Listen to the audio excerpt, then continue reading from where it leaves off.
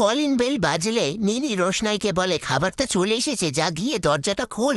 রোশনাই বলে একটা কাজ আছে, ওটা সেরেই যাচ্ছি। কিন্তু মিনি রোশনাইকে টান মারলে রোশনাইয়ের ছুরিতে হাত কেটে যায়। সেটা দেখে মিনি বলে কতটা রক্ত বেরোচ্ছে, সব আমার জন্য হলো।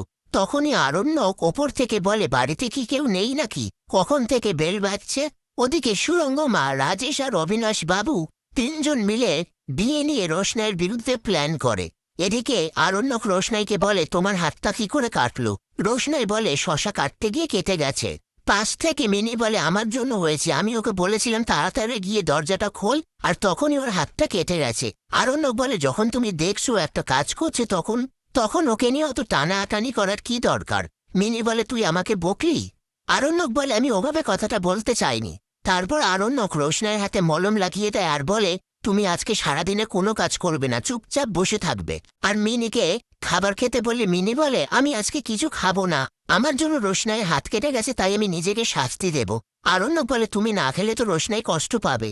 রোশনাইকেও খেতে বললে রোশনাই বলে আমি এখন খাবো না, সবাই এসে দেখলে এই নিয়ে রাগারাগি করবে।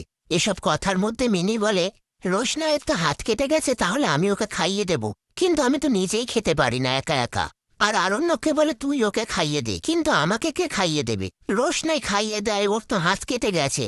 আরণ্যক বলে আমি আছি তো। এই বলে আরণ্যক খাবারটা বেড়ে মিনিকে খাইয়ে দেয় আর রোশনাইকে খেতে বলে। আর রোশনাই খেতে গেলে আরণ্যক বলে আমি খাইয়ে দিচ্ছি।